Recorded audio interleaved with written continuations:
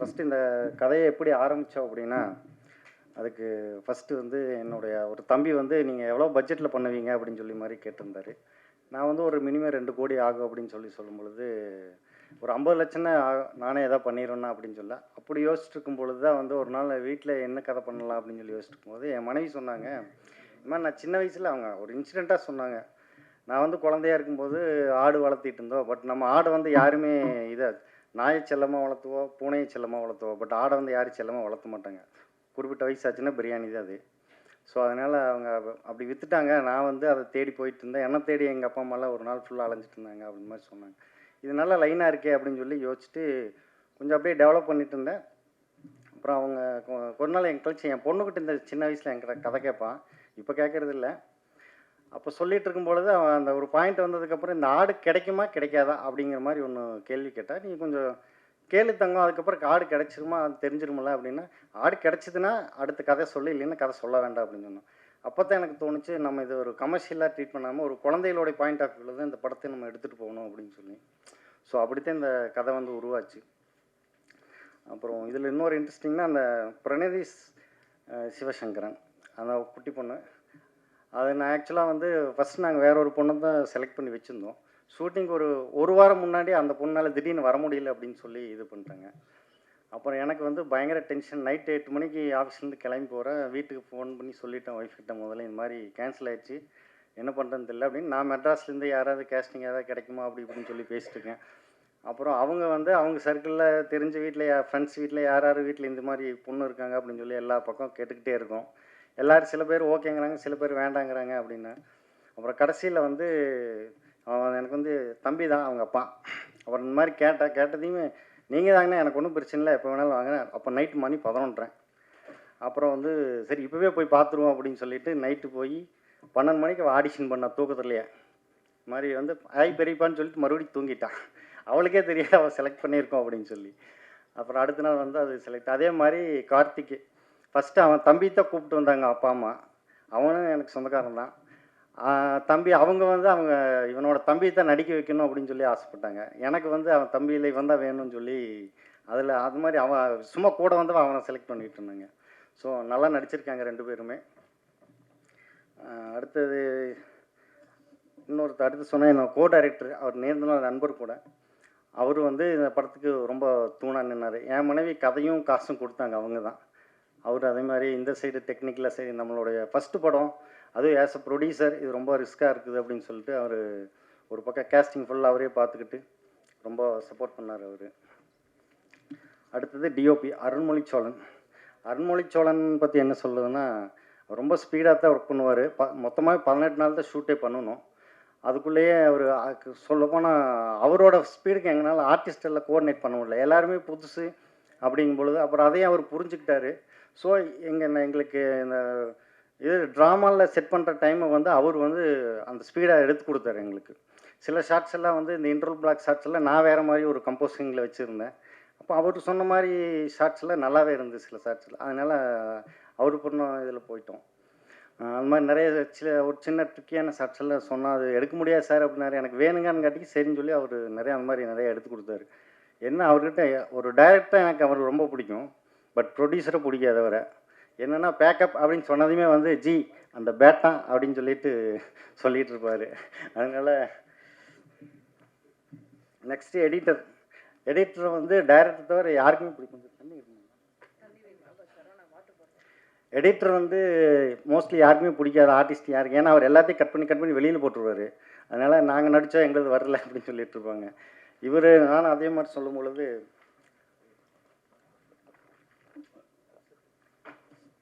சில ஷாட்ஸ் எல்லாம் நம்ம அவ்வளோ கஷ்டப்பட்டு எடுத்திருப்போம். இவர் வந்து சார் அதில் ஒன்றுமே இல்லை சார் அப்படிம்பாரு.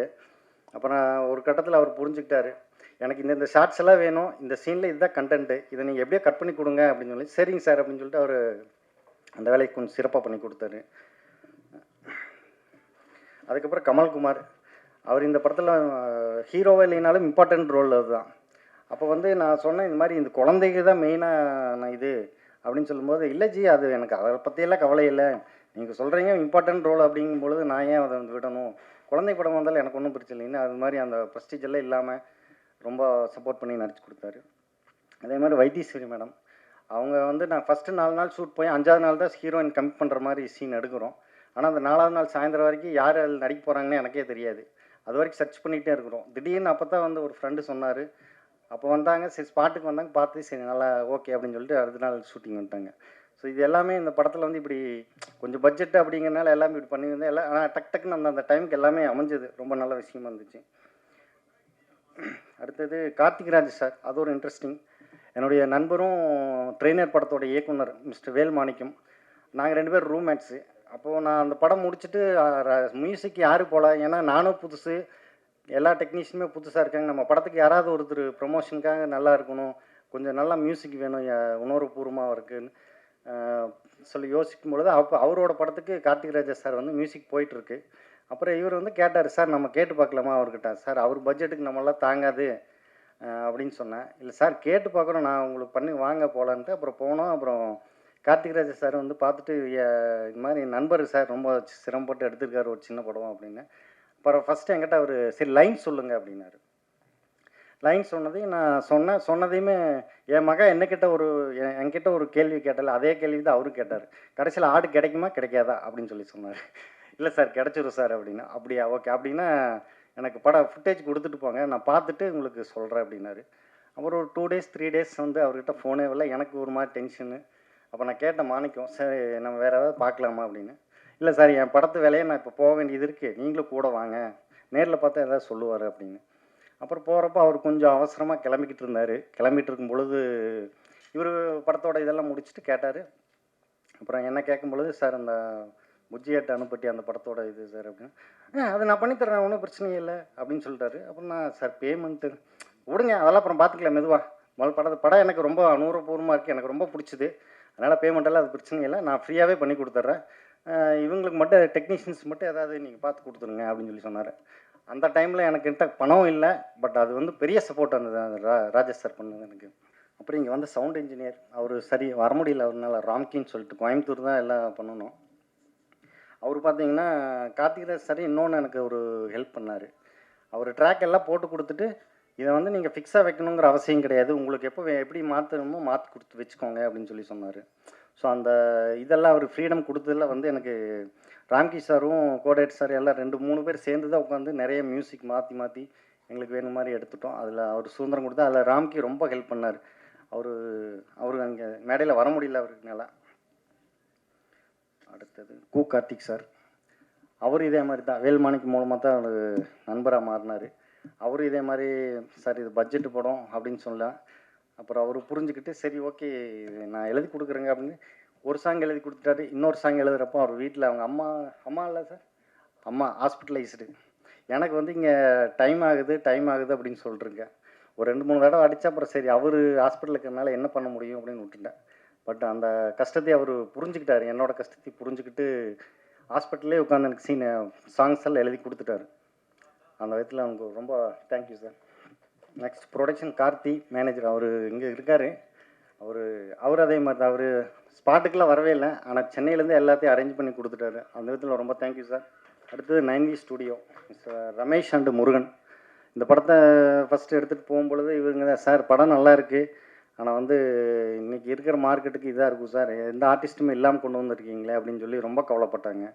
இவ்வளோ நல்ல படத்தை வந்து ஒரு சின்ன ஆர்டிஸ்ட் போட்டுருந்தேன்னு நம்மளுக்கு வந்து ஒரு வேல்யூபுல்லாக இருந்திருக்கும், எல்லாருமே புதுசாக இருக்காங்க சார்னா. அப்புறம் அவர் யோசிச்சுட்டு சரி சார் நம்ம வந்து ஒன்று பண்ணுவோம், இதை வந்து முடிஞ்ச வரைக்கும் எவ்வளோ நல்லா பண்ணணுமோ அவ்வளோ பண்ணணும்னு சொல்லிட்டு ரொம்ப ஹெல்ப் பண்ணாங்க. இப்போ இவ்வளோ தூரம் வந்ததுக்கு நல்லா ரீச் ஆகிருக்கு படம்.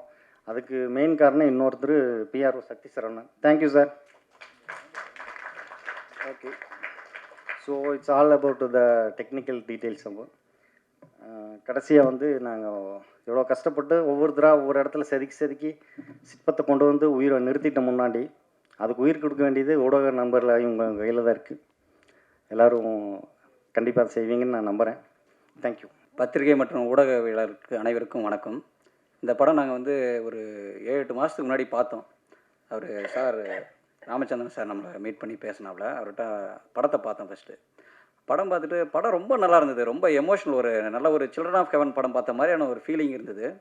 அந்த படத்தை வந்து கரெக்டாக இதை வந்து மூவ் பண்ணி கரெக்டாக பண்ணால் நல்லாயிருக்கும் சார் அப்படின்னு சொன்னேன். நிறைய ஃபெஸ்டிவலுக்கு அனுப்புவோம் சார். அந்த படத்தை வந்துன்னா வந்து மக்கள்கிட்ட வந்து கொண்டு போய் சேர்க்கறதுக்கான வழி எல்லாத்தையும் பண்ணுவோம். அதுக்கப்புறம் ரிலீஸ் பற்றி பார்க்கலாம் சார்ன்னு. அதுக்கு தகுந்த மாதிரி என்னென்னா அவரும் வந்து என்னென்னா நிறைய ஃபெஸ்டிவலுக்கு அனுப்பி நிறைய அவார்ட்ஸ்லாம் வாங்கிட்டு அதுக்கப்புறம் சார் நீங்கள் சொன்ன மாதிரி நான் எல்லாம் அவார்ட்ஸ்லாம் நிறைய வாங்கியிருக்கேன் பாருங்கள் சார் அப்படின்னு காமிச்சார். சரிங்க சார், இப்போ நம்ம மூவ் பண்ணி எடுத்துகிட்டு போகலாம் சார். இப்போ மூவ் பண்ணால் கூட என்னென்னா பத்திரிக்கை தான் சார் இந்த படத்துக்கு வந்து பெருசாக வந்து உதவி பண்ணி ஆகணும். அதனால் என்ன இந்த படத்தை வந்து பத்திரிகையாளர்கிட்ட காட்டுவோம் சார். அவங்களுடைய முடிவு தான் சார் வந்து மக்களுடைய முடிவாகவும் இந்த படம் மாறும்னு நான் சொன்னேன். அதை அவரும் ஏற்றுக்கிட்டாரு. அதுக்கு தகுந்த மாதிரி தான் நாமளும் வந்து தொடர்ந்து ஒர்க் பண்ணிகிட்ருக்கோம். இந்த படம் உருவாகிறதுக்கு மிக முக்கியமான காரணம் வந்து என்னென்னா அவர் ராமச்சந்திரன் சாருடைய அவங்களுடைய துணைவியார். அவங்களுக்கு வந்து இந்த நேரத்தில் நான் வந்து ரொம்ப தேங்க்ஸ் சொல்லிக்கிறேன். ஏன்னா அவருக்கு எவ்வளோ கஷ்டப்பட்டுருக்காரோ அவ்வளோ கஷ்டத்துக்கும் அவங்க கூட வந்து துணையாக இருந்திருக்காங்க. அதை வந்து என்கிட்ட நிறைய முறை சொல்லியிருக்காரு அவங்க எவ்வளோ அவருக்கு ஹெல்ப் பண்ணியிருக்காங்கன்னு. அதனால் என்னென்னா இந்த நேரத்தில் மேடம்க்கு ரொம்ப தேங்க்ஸ் சொல்லிக்கிறேன். ரெண்டாவது, இந்த படம் இந்த வர வெள்ளிக்கிழமை 31ஆம் தேதி இந்த படம் ரிலீஸ் ஆகுது தியேட்டரில். எல்லோரும் வந்து படத்தை பார்த்து வெற்றி பெற உதவி செய்யணும் மிக தாய்மையுடன் கேட்டுக்கொள்கிறேன். நன்றி, வணக்கம். எனக்கு ரொம்ப ஜாலியாக இருந்தது. அப்புறம் நான் சூஸ் பண்ண டேரக்டர் சாருக்கு ரொம்ப தேங்க்ஸ். அப்புறம் மகேந்திரன் அங்கிள், சாய் அண்ணா, சந்திரன் அங்கிள் எனக்கு டைலாக்கெல்லாம் சொல்லி தந்தாங்க. அதனால ரொம்ப தேங்க்ஸ். அப்புறம் cameramans Arulmozhi Cholan uncle, Siva uncle, அவங்கெல்லாம் நான் அழகாக பண்ணதெல்லாம் திருப்பியும் போட்டு எனக்கு காட்டினாங்க. அதனால ரொம்ப தேங்க்ஸ். அப்புறம் நீங்கள் தான் படத்தை நல்லா பார்க்கணும், பார்த்துட்டு நல்லா எழுதணும். உங்களை பற்றிலாம் சொல்லுங்கள். கண்டிப்பாக தியேட்டரில் பாருங்கள். ரொம்ப குட்டியாக இருந்துச்சு ஆடு, கம்ஃபர்டபுளாக இருந்ததா? எப்படி? கம்ஃபர்டபுளாக இருந்தது, தூக்க முடிஞ்சது. சரி. விஜய், கார்த்தி, நீங்கள் சொல்லுங்கள். என்ன படிக்கிறீங்க? 2 பேரும் ஒரே ஊர்லேருந்து வந்திருக்கீங்க. ஐ திங்க் இந்த படம் வந்து குடும்ப படம் தான். இயக்குனரோட சொந்தக்காரங்க நடிச்சிருக்காங்க, அந்த ஊரே நடிச்சிருக்காங்க. புஜ்ஜி அட் அனுப்பட்டியில் சுற்றி இருக்கிற எல்லாரும் சேர்ந்து நடிச்சிருக்கீங்க. ஒரு பெரிய வெற்றி ஆகணும். நிறைய விருதுகள் வேறு வாங்கியிருக்கு இந்த படம். ஸோ விஜய், நீங்கள் சொல்லுங்கள். அது உண்மைதான். நான் இந்த படத்தில் நடிப்பேன் எனக்கு முதல்ல சுத்தமாக தெரியாது. ஆக்சுவலி இந்த கூப்பிட்டாங்கிறதுக்காக வந்தேன். என் தம்பியை நடிக்கலான்னு பார்க்குறப்ப என்னதான் வேணும்னு இவர் திடீர்னு முடிவெடுத்து கூப்பிட்டாரு. நான் கொஞ்ச நாள் இவர் வீட்டுக்கு போயிட்டு வந்ததில் அவர் என்னை பார்த்து எனக்கு பிடிச்சிருச்சுன்னு கூப்பிட்டாரு. எனக்கு ஃபஸ்ட் டைம் கேமரா முன்னாடி நிற்கிறேன். எனக்கு எதுவுமே பண்ண தெரியல. அப்புறம் கேமராமேன் இவர் தான் எனக்கு சப்போர்ட் பண்ணி பேசி என்னென்ன பண்ணணும், எந்தெந்த நேரத்தில் எது பண்ணணும்னு எல்லாமே சொன்னார். அதுக்கப்புறம் அந்த ஆடு நல்லா தான் கம்ஃபர்டபுளாக தான் இருந்துச்சு. ஆனால் அது துள்ளி ஓட ஆரம்பிச்சிருச்சு. சின்ன ஆடை விட பெரிய ஆடு பயங்கர விளையாட்டு காமிச்சிருந்துச்சு எங்களுக்கு. அது கூட பண்ணுறப்ப எங்களுக்கு ஜாலியாக தான் இருந்துச்சு. அப்புறம் கூடவே எல்லாருமே சப்போர்ட் பண்ணாங்க எங்களுக்கு. நான் கரெக்டாக சீன்ஸ் தப்பு பண்ணாலும் அதை கரெக்ஷன் பண்ணி இது பண்ணிங்கன்னா உனக்கு கரெக்டாக இருக்கும், இந்த சீன் உனக்கு கரெக்டாக இருக்கும் அப்படின்னு எனக்கு சீன் மாற்றியும் பண்ணாங்க. எனக்காக எல்லாத்தையும் கரெக்டாக பண்ணாங்க. அதனால் எனக்கு எல்லாருக்கும் ரொம்ப நன்றி. 2 படத்தில் நடித்த மாதிரியே பேசுறியப்பா. Okay, thank you. All the very best. நீங்கள் நடிக்கணும், நல்லா படிக்கணும், 2 முக்கியம். Okay, thank you. எல்லாருக்கும் வணக்கம். நான் இந்த படத்துக்கு ஃபஸ்ட் ஆடிஷன் வந்தப்போ வைத்தீஸ்வரி கேரக்டருக்கு தான் ஆடிஷன் வந்திருந்தேன். ஆனால் எனக்கு 2 டேஸ் கழித்து மறுபடியும் மகேந்திரன் நான் ஃபோன் பண்ணி, இல்லைம்மா உனக்கு நாங்கள் வேறு கேரக்டர் சேஞ்ச் பண்ணியிருக்கோம், நீ அது பண்ணு, உனக்கு அதுதான் நல்லாயிருக்கும் அப்படின்னு சொன்னாங்க. சரி, ஓகே, எந்த கேரக்டர்னாலும் நம்ம வந்ததை நம்மளால் என்ன பண்ண முடியுமோ அதை நம்ம பண்ணணும் அப்படின்னு நான் பண்ணியிருக்கேன். எனக்கு இந்த வாய்ப்பு கொடுத்த ராமண்ணாக்கும் மகேந்திரன் அண்ணாக்கும் இந்த பாதையை காமிச்ச எங்கள் மாமாவுக்கும் ரொம்ப நன்றி. நீங்கள் எல்லாம் படம் எப்படி இருக்குன்னு பார்த்து நல்லபடியாக எழுதணும், படம் நல்லா ஓடணும். நன்றி. டைரக்டர் ராம் கந்தசாமி அவர்களும் மகேந்திரன் சார் அவர்களும் என்னுடைய நீண்ட நாள் நண்பர்கள். நாங்கள் எல்லோரும் ஒன்றா சேர்ந்து வாய்ப்பு தேடிட்டு இருந்தோம். அந்த சமயத்தில் ராம் கந்தசாமி சார் வந்து ஒரு நல்ல புஜ்ஜிங்கிற அருமையான ஒரு படத்தை எடுத்தார். அதில் எனக்கு ஒரு வாய்ப்பு கொடுத்துருக்காரு. இது ஓரளவுக்கு நான் சிறப்பாக பண்ணியிருக்கேன்னு நினைக்கிறேன். ராம் கந்தசாமி சாருக்கு ரொம்ப நன்றி. அதே போல் எனது நண்பர் மகி அவர்களுக்கும் இந்த நேரத்தில் நான் நன்றி சொல்ல கடமைப்பட்டிருக்கிறேன். இந்த படத்தில் நான் ஓரளவுக்கு பண்ணியிருக்கேன்னு நினைக்கிறேன். நீங்கள் எல்லோரும் பார்த்துட்டு அதுக்கு உண்டான நல்லபடியாக எழுதி கொடுங்க. அதே மாதிரி இந்த படத்தையும் நல்ல விதமாக பாராட்டி கருத்துக்களை வெளியிடுமாறு, விமர்சனங்களை வெளியிடுமாறு கேட்டுக்கிறேன்.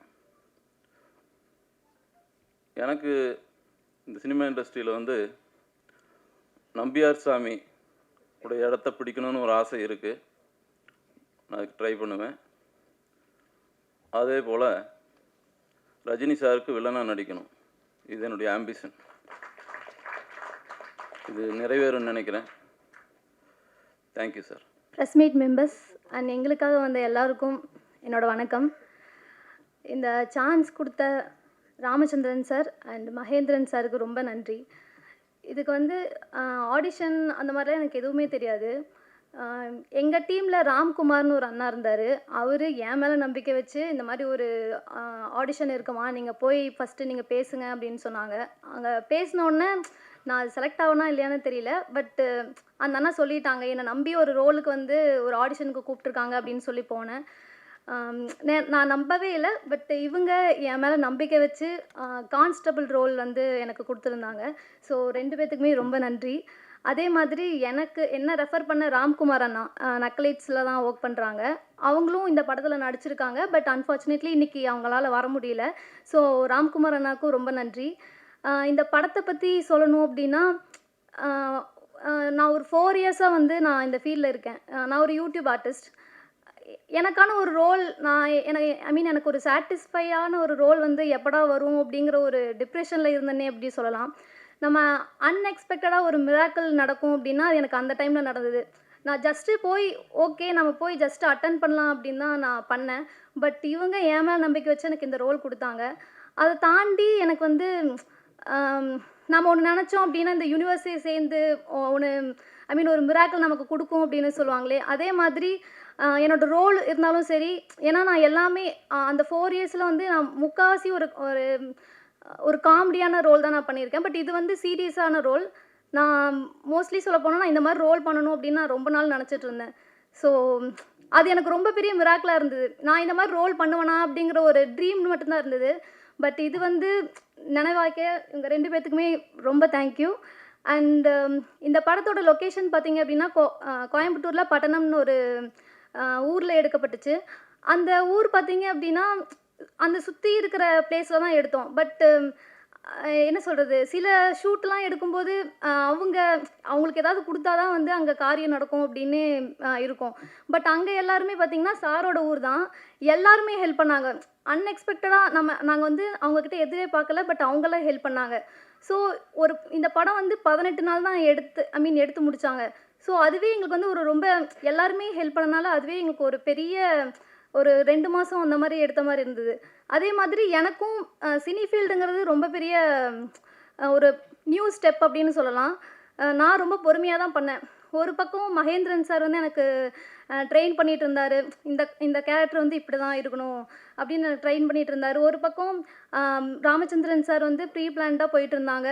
சேம் சினிமோட்டோகிராஃபர் லெவலில் பார்த்தீங்க அப்படின்னா நான் இதுக்கு முன்னாடி நான் சின்ன ரோல் பண்ணியிருக்கேன்.